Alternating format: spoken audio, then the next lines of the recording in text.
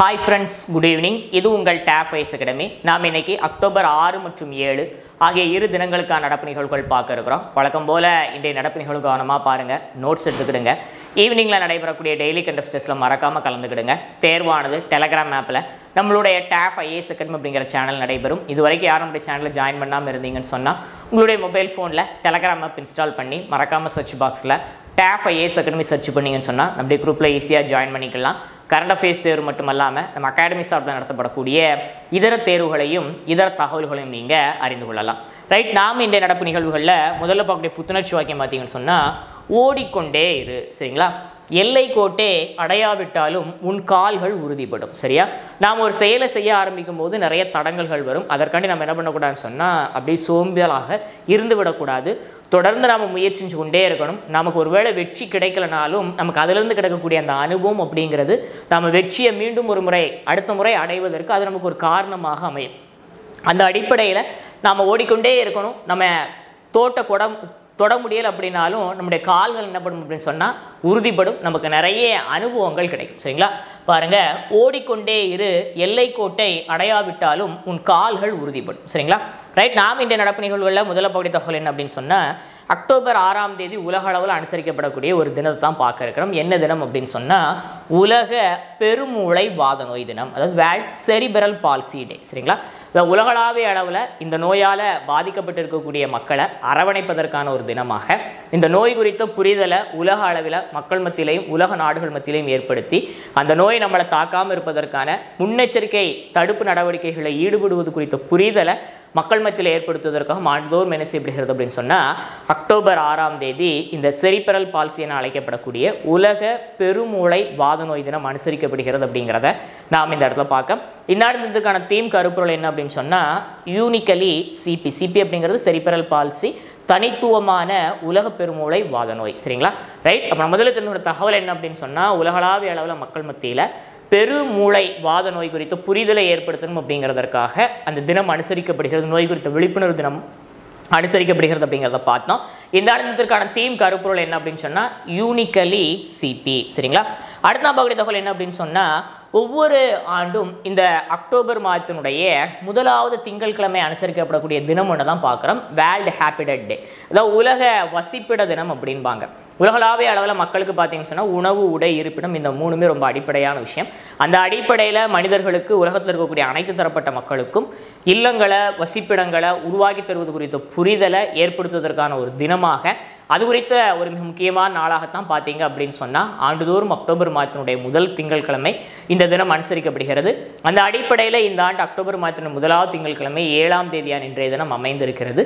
அந்த அடிப்படையில் பார்த்தீங்கன்னு சொன்னால் வேர்ல்டு ஹாப்பிடட் டே இந்த ஆண்டு அக்டோபர் 7 அனுசரிக்கப்படுகிறது.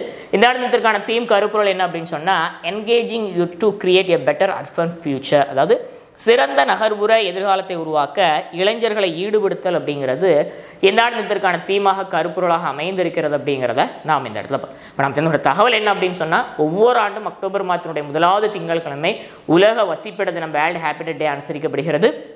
அந்த அடிப்படையில் அக்டோபர் 7ஆம் தேதியான இன்றைய தினம் இந்த ஆண்டுக்கான உலக வசிப்பிட தினம் அனுசரிக்கப்படுகிறது அப்படிங்கிறத பார்த்தோம்.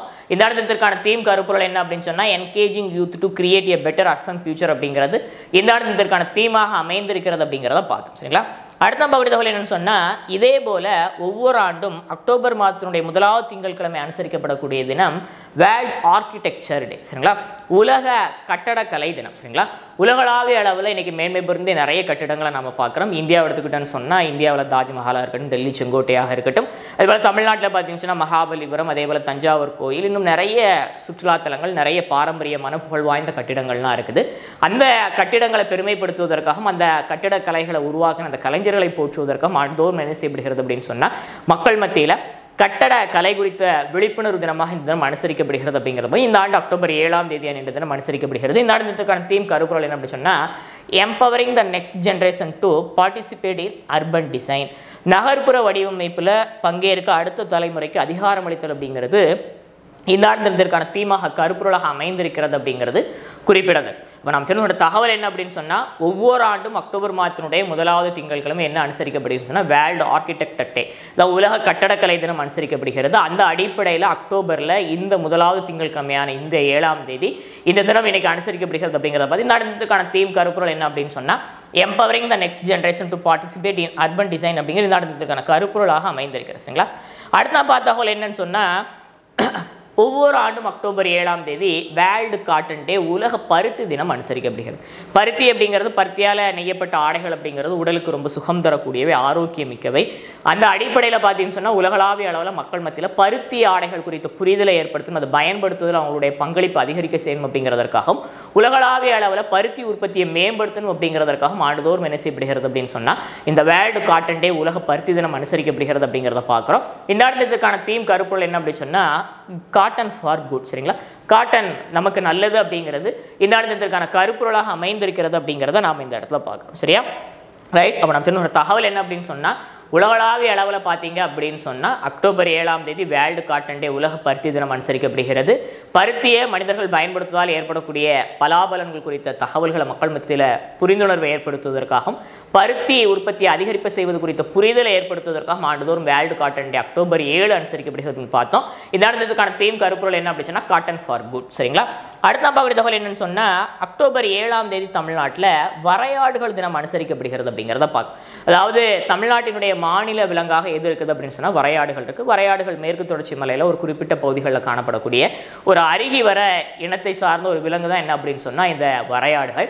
அந்த வரையாடுகளுடைய வாழ்விடங்களையும் வரையாடுகளையும் பாதுகாப்பது குறித்த புரிதலை மக்கள் மத்தியில் ஏற்படுத்தணும் அப்படிங்கிறதற்காக டேவிதார் அப்படின்னுடைய நினைவு போற்றக்கூடிய வகையில் என்ன செய்யப்படுகிறது அப்படின்னு சொன்னால் அக்டோபர் 7ஆம் தேதி பார்த்தீங்க அப்படின்னு சொன்னால் வரையாடுகள் தினமாக தமிழ்நாடு அரசாங்கத்தால் அனுசரிக்கப்படுகிறது அப்படிங்கிறத நாம் இந்த இடத்துல படுகிறோம். நீலகிரி தார்னு சொல்லுவாங்க. அதாவது வரையாடுகளை பாதுகாப்பதற்காக இந்தியாவிலேயே முதல் முறையாக தமிழ்நாடு அரசாங்கம் ஒரு சிறப்பு திட்டத்தையும் செயல்படுத்துகிறாங்க அப்படிங்கிறது குறிப்பிடப்படியான விஷயம். சரியா? ரைட். நம்ம சொன்ன தகவல் என்ன அப்படின்னு சொன்னால், தமிழ்நாட்டினுடைய மாநில விலங்காக இருக்கக்கூடிய நீலகிரி வரையாடுகளை பாதுகாப்பது குறித்து, அதனுடைய வாழ்விடங்களை குறித்து பாதுகாப்பது குறித்த புரிதலை மக்கள் மத்தியில் ஏற்படுத்தணும் அப்படிங்கிறதற்காக ஆண்டுதோறும் அக்டோபர் 7ஆம் தேதி தமிழ்நாட்டில் நீலகிரி வரையாடு தினம் அனுசரிக்கப்படுகிறது அப்படிங்கிறத நாம் இந்த இடத்துல பார்த்தோம். சரிங்களா? அடுத்த நான் பார்க்கக்கூடிய தகவல் என்னன்னு சொன்னால், தமிழ்நாடு பள்ளிக்கல்வித்துறை சார்பில் தொடங்கப்படக்கூடிய ஒரு திட்டம். என்ன திட்டம் அப்படின்னா மகிழ்முற்றம் மாணவர் அமைப்பு. சரிங்களா? இது எங்கே நடைமுறைப்படுத்தப்பட இருக்குன்னு சொன்னால் அரசு பள்ளிக்கூடங்களில் 1ஆம் வகுப்புலேருந்து 12ஆம் வகுப்பு வரைக்கும் படிக்கக்கூடிய மாணாக்கர்களை டீமாக ஒரு 5 டீமாக, அந்த 5 டீமுக்கு என்ன பேர் வச்சுருக்கிறாங்கன்னு சொன்னால் குறிஞ்சி, முல்லை, மருதம், நெய்தல், பாலைன்னு சொல்லி ஒரு 5 டீம்ஸாக ஸ்கூலில் இருக்கக்கூடிய மாணாக்கர்களை பிரிக்கிறாங்க. பிரித்து ஒவ்வொரு ஹவுஸுக்கும் ஒவ்வொரு டீமுக்கும் பார்த்தோம்னு சொன்னால் 2 பேர் ஹெட்டாக இருப்பாங்க ஸ்டூடெண்ட்ஸ். அது மட்டும் இல்லாமல் பார்த்தீங்கன்னு சொன்னால் இவங்களுக்கு இடையில நிறைய விஷயங்கள், அதாவது இந்த மெயினாக இந்த மகிழ்முற்றம் தொடங்கப்படக்கூடிய நோக்கம் என்ன அப்படின்னு சொன்னால் மாணாக்கர்களுக்கு மத்தியில் குழுவாக இணைந்து செயல்படுகிறது, எல்லாரும் டீமாக இணைந்து செயல்படக்கூடிய ஒரு தன்மை ஏற்படுத்துறது, சமூக மனப்பான்மை, அடுத்தவங்களுக்கு உதவி செய்யணும் அப்படிங்கக்கூடிய ஒரு எண்ணத்தை ஏற்படுத்துவது, வேற்றுமைகள் இல்லாத பரஸ்பர ஆதரவு. என்ன நான் உயர்ந்தவன் நீ தாழ்ந்தவன் அந்த மாதிரியான எந்த விதமான ஒரு எண்ணங்களும் இல்லாமல் ஜாதி மதம் பார்க்காம மாணாக்கர்கள் மத்தியில் ஒரு வேற்றுமை இல்லாத ஒரு புரிதலை ஏற்படுத்தணும் அப்படிங்கிறதுக்காகவும், குறிப்பாக பார்த்தீங்கன்னு சொன்னால் அரசியல் அறிவு, அதாவது இந்த மாணாக்கர்கள் இந்த டீம் மெம்பர்ஸால் ஸ்கூல்களில் என்ன நடத்தப்பட இருக்குது அப்படின்னு சொன்னால் மாதிரி நாடாளுமன்றம் இல்லைனா சட்டமன்றம் உருவாக்கப்பட இருக்குது. ஒவ்வொரு மாணாக்கள் நம்ம ஸ்கூல் டேஸில் படிக்கும்போது நம்ம கூட என்ன செஞ்சுருப்போம்னு சொன்னால் மினிஸ்டர்ஸாக ஒர்க் பண்ணியிருப்போம். ஸ்கூலில் க்ளீன் பண்ணுறதுக்கான ஒரு மினிஸ்டர் இருப்பார், தூய்மைக்கான மினிஸ்டர், லேட்டாக வரவங்களை கண்காணிப்பதற்காக ஒரு மினிஸ்டர்னு சொல்லி நிறைய மினிஸ்டர் மெம்பர்ஸாக பிரிப்பாங்க. நீங்கள் பார்த்துருப்பீங்க நம்ம ஸ்கூலில் படிக்கும்போது. அதே மாதிரியான ஒரு அமைப்பு என்ன பண்ணுவாங்க அப்படின்னு சொன்னால் அரசு பள்ளிக்கூடங்களில் கண்டிப்பாக கொண்டு வருவதற்கு வந்து அரசாங்கம் முடிவு பண்ணியிருக்கிறாங்க தமிழ்நாடு பள்ளிக்கல்வித்துறை. குறிப்பாக பார்த்தீங்க அப்படின்னு சொன்னால் ஒரு தலைமை பண்பு, லீடர்ஷிப், அந்த குவாலிட்டியை கொண்டு வரணும் அப்படிங்கிறதுக்காக மாணாக்கர்கள் மத்தியில் பல்வேறு வகையான நல்ல பழக்க வழக்கங்களை ஏற்படுத்தணும் அப்படிங்கிறதுக்காக என்ன செஞ்சிருக்காங்க அப்படின்னு சொன்னால் இந்த அமைப்பை இந்த உருவாக்குறதுக்கு தமிழ்நாடு பள்ளிக்கல்வித்துறை முடிவு பண்ணி அதற்கான ஆணையை பிறப்பிச்சிருக்கிறாங்க. அந்த அடிப்படையில் சற்றேறக்குறைய 2 கோடி ரூபாய் மதிப்பீட்டில் பார்த்தீங்க அப்படின்னு சொன்னால் இந்த திட்டமானது தமிழ்நாட்டில் இருக்கக்கூடிய அரசு பள்ளிக்கூடங்கள் நடைமுறைப்படுத்தப்பட்டிருக்கு. சமீபத்தில் சட்டப்பேரவையில் இது குறித்த அறிவிப்பு வெளியாச்சு. அந்த அடிப்படையில் மாணாக்கர்கள் பிரிக்கப்பட்டு அவங்களுக்கு இடையில நல்வேறு பழக்க வழக்கங்களை ஏற்படுத்தி நிறைய போட்டிகள் நடத்தப்பட்டு ஒவ்வொரு டீமுக்கும் என்ன கொடுக்குறாங்கன்னு சொன்னால் பாயிண்ட்ஸ் கொடுக்குறாங்க. இதுக்குன்னே டீச்சர்ஸை வந்து ஒரு பொறுப்பாளியாக நியமிக்கிறாங்க. அந்த டீச்சர்ஸ்னுடைய தலைமையில் இந்த மாணாக்கர்கள் வழி நடத்தப்படுவாங்க. அவங்களுக்கு மாதம் மாதம் பாயிண்ட்ஸ் கொடுக்கப்படுகிறது. அந்த பாயிண்ட்ஸில் யார் ஹையஸ்ட் பாயிண்ட் எடுக்கிறாங்களோ அவங்களுடைய டீம் கொடி என்ன பண்ணுறாங்கன்னு சொன்னால் அந்த 1 மந்த் ஃபுல்லாக ஸ்கூலில் வந்து ஒரு பொதுவான இடத்துல வந்து காட்சிப்படுத்த இருக்கிறாங்க. மாணாக்கர்கள் மத்தியில் நல்ல பழக்க வழக்கங்களையும் குறிப்பாக இன்றைய காலகட்டத்தில் பார்த்தீங்கன்னு சொன்னால் போதை வஸ்துகளுக்கு மாணாக்கர்கள் அடிமையாகக்கூடிய ஒரு சூழலை பார்க்குறோம். அதே போல் மொபைல் ஃபோனால் ஏற்படக்கூடிய பல்வேறு வகையான பிரச்சனைகளை பார்க்குறோம். அதே போல் பள்ளிக்கூடங்களே பார்த்தீங்கன்னு சொன்னால் ஆசிரியர்களை எதிர்த்து பேசுகிறது, இல்லைன்னு சொன்னால் ஆசிரியர்கள் மேலே தவறாக நடந்து கொள்வது, அது மட்டும் இல்லாமல் ஜாதி வேறுபாடுகள் போன்ற பல்வேறு விஷயங்கள் நம்ம பள்ளிக்கூடங்களில் பார்க்குறோம்.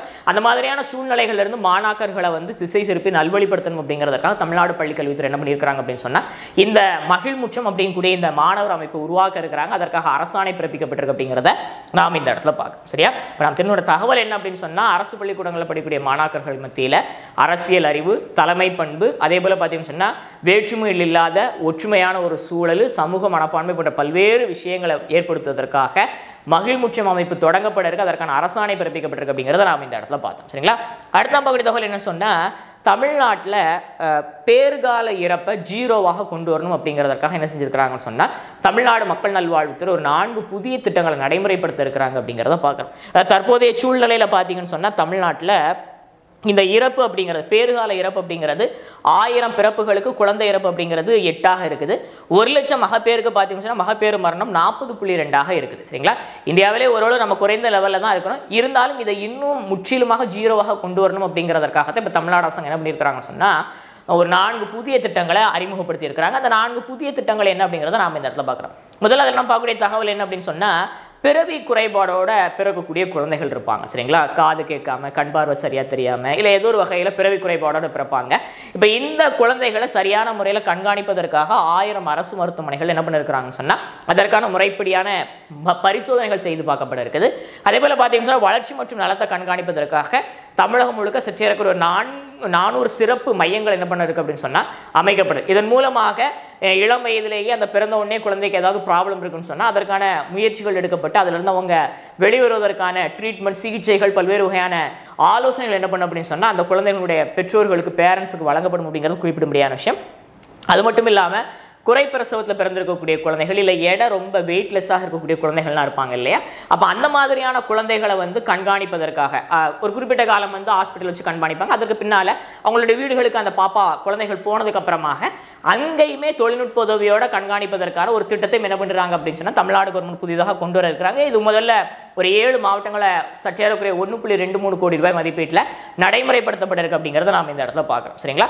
அடுத்து வந்து பாதுகாப்பான மற்றும் சுகப்பிரசவத்தை ஊக்குவிக்கக்கூடிய வகையில் நர்ஸ் இருக்கிறாங்களே, செவிலியர்கள், அவங்களுக்கு என்ன பண்ண இருக்கிறாங்கன்னு சொன்னால் விரிவான மகப்பேறு பராமரிப்பு குறித்த பயிற்சிகளை சற்றேறக்குறைய 1.74 கோடி மதிப்பீட்டில் தமிழ்நாடு மக்கள் நல்வாழ்வுத்துறை அளிக்க இருக்கிறாங்க அப்படிங்கிறத பார்க்குறோம். அது மட்டும் இல்லாமல் பெற்றோர் பயன்பாட்டு செயலி ஒன்று வெளியிடப்பட இருக்குது.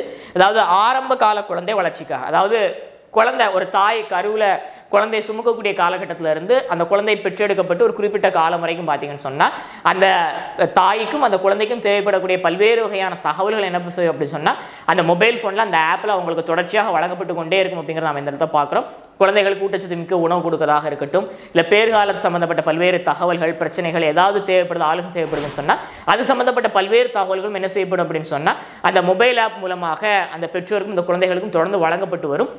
இந்த 4 திட்டங்கள் மூலமாக தமிழ்நாட்டில் இந்த பேறுகால இறப்பை வந்து முழுமையாக குறைப்பதற்கான ஒரு புதிய திட்டங்களாக என்ன செய்யப்படுத்தப்பட்டிருக்குன்னு சொன்னால் நடைமுறைப்படுத்தப்பட இருக்கு அப்படிங்கிறத பார்த்தோம். சரியா? இப்போ நான் முதல்ல தன்னோட தகவல் என்ன அப்படின்னு சொன்னால் தமிழ்நாடை பொறுத்த வரைக்கும் பார்த்தீங்கன்னு சொன்னால் 1000 பிறப்புகளுக்கு குழந்தை இறப்பு அப்படிங்கிறது விகிதம் 8ஆக இருக்குது. அதே போல் 1,00,000 மகப்பேறுகளுக்கு மகப்பேறு மரணம் பார்த்தீங்கன்னா 40.2ஆக இருக்குது. இதை 0ஆக குறைப்பதற்காக 4 புதிய திட்டங்கள் செயல்படுத்தப்பட இருக்கு. அந்த அடிப்படையில் பார்த்தீங்கன்னு சொன்னால் முதல் நாம் என்ன பார்த்தோம் அப்படின்னு சொன்னால் அதாவது பிறவி குறைபாடோடு பிறக்கக்கூடிய குழந்தைகளுக்கு சரியான பரிசோதனை செய்வதாக 1000 மருத்துவமனைகளில் பரிசோதனைகள் செய்யப்பட இருக்கு. 400 சிறப்பு மையங்கள் அதற்காக ஏற்படுத்த இருக்கு, அந்த குழந்தைகள் நலத்தை கண்காணிப்பதற்காக. அடுத்து பார்த்தீங்க அப்படின்னு சொன்னால் குறைப்பிரசவம் மற்றும் எடை குறைப்பில் பிறக்கக்கூடிய குழந்தைகள் வீடுகளிலேயே தொழில்நுட்ப உதவியோட கண்காணிக்கப்பட இருக்கிறாங்க. அடுத்ததாக செவிலியர்களுக்கு பார்த்தீங்கன்னு சொன்னால் சுகப்பிரசவத்தை ஊக்குவிப்பதற்கான பராமரிப்பு பயிற்சிகள் வழங்கப்பட இருக்குது. அடுத்து பார்த்தீங்க அப்படின்னு சொன்னால் பெற்றோருக்கான பயன்பாட்டு செயலி அறிமுகப்படுத்தப்பட்டிருக்கு. இதன் மூலமாக தமிழ்நாட்டில் ஒட்டுமொத்தமாக குழந்தை இறப்பு விகிதத்தை பேறுகால மரணத்தை 0ஆக கொண்டு வருவதற்கான முயற்சிகளில் தமிழ்நாடு மக்கள் நல்வாழ்வுத்துறை ஈடுபட்டு இருக்கிறது அப்படிங்கிறத நாம் இந்த இடத்துல பார்த்தோம். சரிங்களா? அடுத்த தகவல் என்ன சொன்னால் விமானப்படை சாகசம். சரிங்களா? அதாவது இந்திய விமானப்படையினுடைய 92வது தினம் ஆண்டு விழா பார்த்தீங்கன்னு சொன்னால் நாளை தினம் அனுசரிக்கப்பட்டிருக்கு. இதை முன்னிட்டு தமிழ்நாட்டில் அதாவது இதுவரைக்கும் பார்த்தீங்கன்னு சொன்னால் இந்த விமானப்படை தினத்தை முன்னிட்டு வந்து இந்தியாவில் பெரும்பாலும் டெல்லியில் மட்டும்தான் விமானப்படையினுடைய சாகசங்கள் நடத்தப்படும். கடந்த ஒரு சில ஆண்டுகளாகத்தான் டெல்லிக்கு வெளியில் ஒரு சில நகரங்கள் நடத்தப்படுகிறது.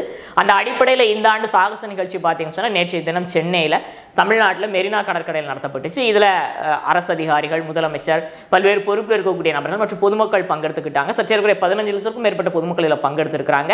இந்திய விமானப்படைக்கு சொந்தமான பல்வேறு வகையான உள்நாட்டில் தயாரிக்கப்பட்ட இல்லை வெளிநாட்டில் நம்ம வாங்கியிருக்கக்கூடிய அதிநவீனமான விமானங்கள், குறிப்பாக பார்த்தீங்கன்னு சொன்னால் ரஃபேல் போர் விமானம், மிக் 29, MI-17, பிரசாந்த், இலகுரக ஹெலிகாப்டர், தேஜஸ் போர் விமானம் உட்பட பல்வேறு வகையான விமானங்கள் தன்னுடைய சாகச நிகழ்ச்சி என்ன பண்ணாங்க அப்படின்னு சொன்னால் சென்னை மெரினா கடற்கரையில் பொதுமக்கள் பார்வைக்கு காட்சிப்படுத்தியிருந்தாங்க.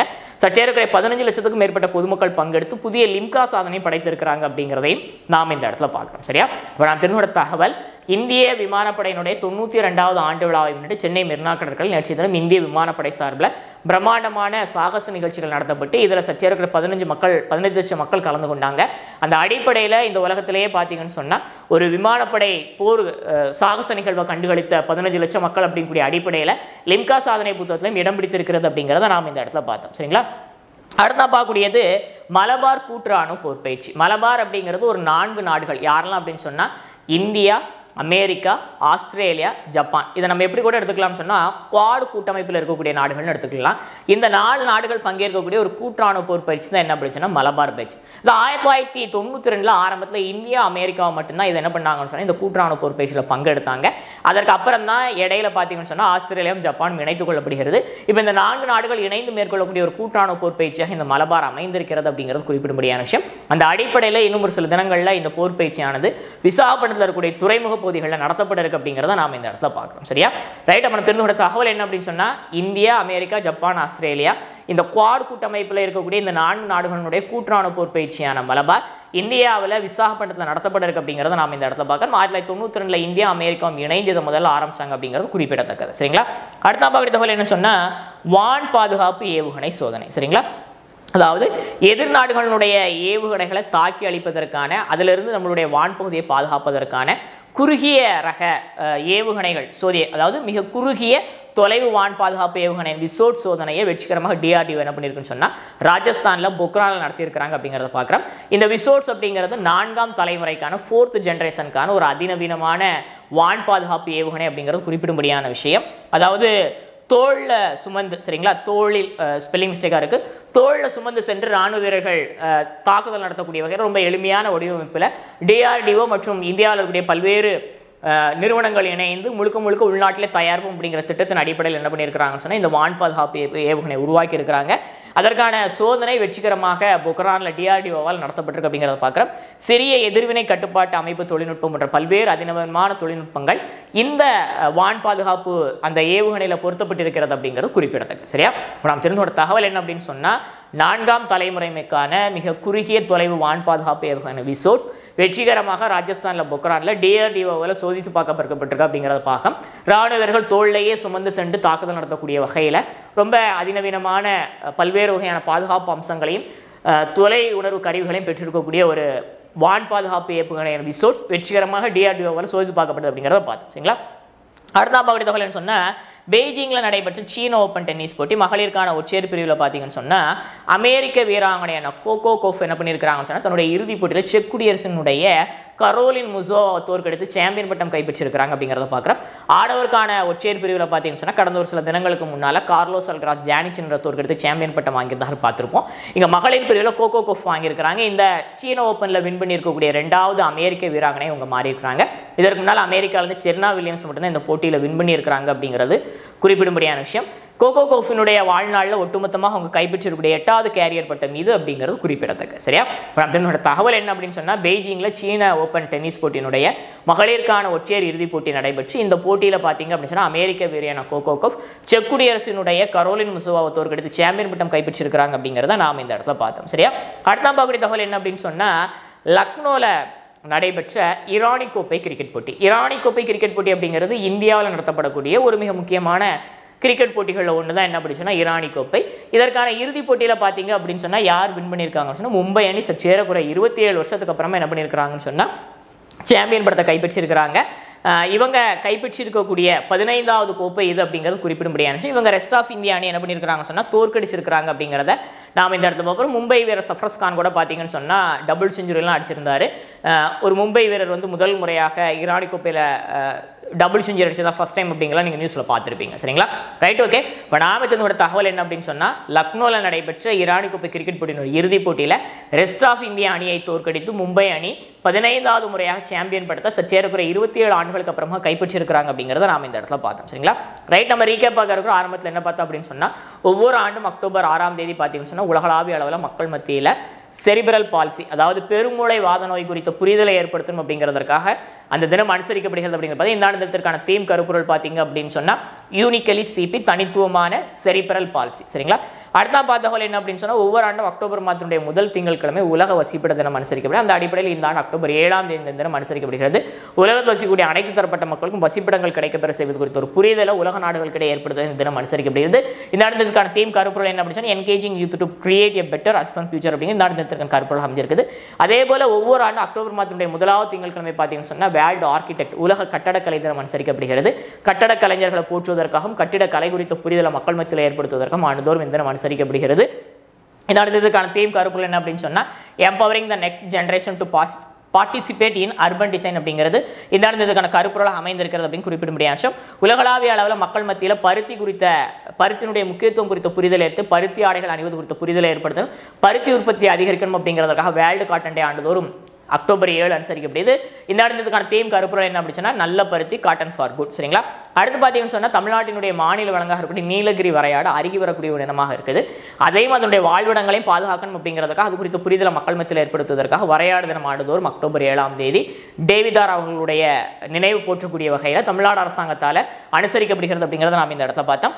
அடுத்து பார்த்தீங்கன்னு சொன்னால் அரசு பள்ளிக்கூடங்களில் படிக்கக்கூடிய மாணாக்கர்களுக்கு மத்தியில் தலைமை பண்பை வளர்ப்பதற்காகவும் சமூக ஒற்றுமையை ஏற்படுத்துவதற்காகவும் அரசியல் அறிவை ஏற்படுத்துவதற்காகவும் பரஸ்பர புரிதலை ஏற்படுத்துவதற்காகவும் பிறருக்கு உதவணும் அப்படிங்கிற சமூக மனப்பான்மை எண்ணத்தை ஏற்படுத்தணும் அப்படிங்கிறதற்காகவும் பள்ளிக்கூடங்களில் மகிழ்முற்றம் அப்படிங்கிற பேரில் 5 அணிகளாக மாணாக்கர்கள் பிரிக்கப்பட்டு அவங்களுக்கு பல்வேறு வகையான பொறுப்புகள் வழங்கப்பட இருக்கு. அதுக்கு தமிழ்நாடு பள்ளிக்கல்வித்துறை அதற்கான அரசாணையை பிறப்பிச்சிருக்கு. இதற்காக 2 கோடி ரூபாய் ஒதுக்கீடு செய்யப்பட்டிருக்கு அப்படிங்கிறத நாம் இந்த இடத்துல பார்த்தோம். சரிங்களா, அடுத்து பார்த்தீங்கன்னு சொன்னால் இந்திய விமானப்படையினுடைய 92வது ஆண்டு விழாவை முன்னிட்டு சென்னை மெரினா கடற்கரையில் விமானப்படையினுடைய சாகச நிகழ்வுகளுக்கு ஏற்பாடு செய்யப்பட்டு இந்திய விமானப்படையை சார்ந்த ரஃபேல், MiG-29, தேஜஸ், MI-17, பிரசாந்த் இலகுரக ஹெலிகாப்டர் போன்ற பல்வேறு போர் விமானங்கள் பல்வேறு சாகச நிகழ்வுகளை மக்களுக்கு காட்டினாங்க. சற்றேறக்குறைய 15க்கும் மேற்பட்ட மக்கள் இதில் பங்கெடுத்துக்கிட்டாங்க. இது லிம்கா சாதனை புத்தகத்தில் இடம் பிடித்திருக்கிறது அப்படிங்கிறத நாம் இந்த இடத்துல பார்த்தோம். சரிங்களா, அடுத்த பார்த்தகோல் என்ன அப்படின்னு சொன்னால் தமிழ்நாட்டில் பேறுகால இறப்பு பூஜ்ஜியமாக மாற்றுவதற்காக தமிழ்நாடு மக்கள் நல்வாழ்வுத்துறை 4 புதிய திட்டங்களை தொடங்கி இருக்கிறாங்க. அந்த அடிப்படையில் பார்த்தீங்கன்னு சொன்னால் பிறவி குறைபாடோடு பிறக்கக்கூடிய குழந்தைகளை கண்காணிப்பதற்காக பரிசோதனை மேற்கொள்வதற்காக 1000 அரசு மருத்துவமனைகளில் பார்த்தீங்கன்னு சொன்னால் பரிசோதனை வசதிகள் ஏற்படுத்தப்பட இருக்குது. அது மட்டும் இல்லை அவங்களுடைய நலத்தை கண்காணிப்பதற்காக 400 சிறப்பு மையங்கள் அமைக்கப்பட இருக்குது. அடுத்து குறை பிரசவம் மற்றும் எடை குறைவாக பெறக்கூடிய குழந்தைகளை வீட்டிலேயே இல்லங்களிலே தொழில்நுட்ப உதவியோட கண்காணிப்பதற்கான பராமரிப்பதற்கான திட்டம் செயல்படுத்தப்பட இருக்குது. இதற்காக 7 மாவட்டங்கள் தற்போது சோதனை அடிப்படையில் திட்டம் செயல்படுத்தப்பட்டிருக்கு. 1.28 கோடி ரூபாய் ஒதுக்கீடு செய்யப்பட்டிருக்குது. அடுத்து பாதுகாப்பான மற்றும் சுகப்பிரசவத்தை ஏற்படுத்தணும் அப்படிங்கிறதுக்காக அது குறித்து செவிலியர்களுக்கு புரிதல் ஏற்படுத்தும் பயிற்சி ஏற்படுத்தணும் அப்படிங்கிறதுக்காக திட்டம் சற்றேறக்குறைய 1.74 கோடி ரூபாய் மதிப்பீட்டில் தொடங்கப்பட இருக்குது. அது மட்டும் இல்லாமல் ஆரம்ப கால குழந்தை வளர்ச்சிக்காக பெற்றோர் பயன்பாடு செயலி உருவாக்கப்பட்டிருக்குது. இந்த செயலியின் மூலமாக பேர்காலம் அதாவது குழந்தை உண்டாகி இருக்கக்கூடிய அந்த தாய்மார்கள் இருக்கிறாங்க இல்லையா, அவங்களுக்கு பல்வேறு வகையான ஆலோசனைகள் பிறந்த குழந்தைகளுக்கு தேவைப்படக்கூடிய பல்வேறு வகையான ஆலோசனைகள் என்னப்பட இருக்குன்னு சொன்னால் வழங்கப்பட்டு அவங்க கண்காணிக்கப்பட இருக்கிறாங்க அப்படிங்கிறத நம்ம இந்த இடத்துல பார்த்தோம். தற்பொழுது இந்திய அளவில் பார்த்தீங்கன்னு சொன்னால் 1000 குழந்தைகள் தமிழ்நாட்டில் குழந்தை இறப்பு விகிதம் அப்படிங்கிறது 8ஆக இருக்குது. அதே போல் 1 லட்சம் மகப்பேருக்கு பார்த்தீங்கன்னா மகப்பேறு மரணம் 40.2 இருக்கிறது அப்படிங்கிறது குறிப்பிட முடியாது. இதை 0 கொண்டு வரதுக்கு இந்த 4 புதிய திட்டங்கள் செயல்படுத்தப்பட இருக்குது. அடுத்து குவாட் கூட்டமைப்பில் இடம்பெற்றக்கூடிய அமெரிக்கா, இந்தியா, ஜப்பான், ஆஸ்திரேலியா இந்த 4 நாடுகள் பங்கேற்கக்கூடிய மலபார் கூட்டான பொறுப்பயிற்சி இன்னும் ஒரு சில தினங்களில் இந்தியா சார்பில் விசாகப்பட்டினத்தில் நடத்தப்பட இருக்கு அப்படிங்கிறத பார்த்தா 1992 இந்தியா அமெரிக்கா இணைந்து தொடங்கின இந்த கூட்டான பொறுப்பிச்சு அதற்கு அடுத்த கட்டங்களாக ஜப்பான் அண்ட் ஆஸ்திரேலியா இணைந்து கொண்டு குறிப்பிடத்தக்கது. சரிங்களா, அடுத்ததாக பார்த்தீங்கன்னு சொன்னால் 4th ஜெனரேஷனுக்கான மிக குறைந்த தொலைவு வான் பாதுகாப்பு ஏவான விஷோர்ஸ் பார்த்தீங்கன்னு சொன்னால் DRDOவால் வெற்றிகரமாக பொக்ரானில் ராஜஸ்தானில் சோதிச்சு பார்க்கப்பட்டிருக்கு அப்படிங்கிறத நாம் இந்த இடத்துல பார்த்தோம். தோளில் சுமந்து செல்லக்கூடிய ஒரு எளிய வடிவமைப்பில் இது உருவாக்கப்பட்டிருக்கு. சிறிய எதிர்வினை கட்டுப்பாட்டு அமைப்பு தொழில்நுட்பம் இதில் பயன்படுத்தப்பட்டிருக்கிறது அப்படிங்கிறது குறிப்பிடும்படியான விஷயம். சரிங்களா? அடுத்த பார்த்தவர்கள் என்னன்னு சொன்னால், பெய்ஜிங்கில் நடைபெற்ற சீன ஓப்பன் டென்னிஸ் போட்டியில் மகளிருக்கான ஒற்றையர் பிரிவில் பார்த்தீங்க அப்படின்னு சொன்னால், அமெரிக்க வீராங்கனை கோகோ கஃப் செக் குடியரசினுடைய கரோலின் முசோவா தோற்கடித்து சாம்பியன் பட்டத்தை கைப்பற்றினாங்க. இந்த போட்டியில் வின் பண்ணிக்கிற 2வது அமெரிக்கரியவங்க. அது மட்டும் இல்லாமல் தன்னுடைய வாழ்நாளில் கைப்பற்றக்கூடிய 8வது கேரியர் பட்டம் இது அப்படிங்கிறது குறிப்பிடும்படியான விஷயம். லக்னோவில் நடைபெற்ற இரானி கோப்பை கிரிக்கெட் போட்டியில் ரெஸ்ட் ஆஃப் இந்தியா அணியை தோற்கடித்து மும்பை அணி சற்றேறக்குரிய 27 ஆண்டுகளுக்கு அப்புறமாக 15வது முறையாக சாம்பியன் பட்டத்தை கைப்பற்றி பெருமை சேர்த்திருக்கிறாங்க அப்படிங்கிறத நாம் இந்த இடத்துல பார்த்தோம். சரிங்களா? இன்றைய நடப்பு நிகழ்வுகள் உங்களுக்கு பயனளிக்கக்கூடிய வகையில் இருந்திருக்கு நான் நினைக்கிறேன். இந்த வீடியோ உங்களுக்கு பிடிச்சிருன்னு சொன்னால் லைக் பண்ணுங்கள், ஷேர் பண்ணுங்கள், சப்ஸ்கிரைப் பண்ணுங்கள். மறக்காமல் ஈவினிங்கில் நடைபெறக்கூடிய டெய்லி கண்டெஸ்ட்டில் கலந்துக்கிடுங்க. உங்களுக்கு வேலைபிள் கமெண்ட் பாக்ஸில் பதிவிடுங்க. தேங்க்யூ.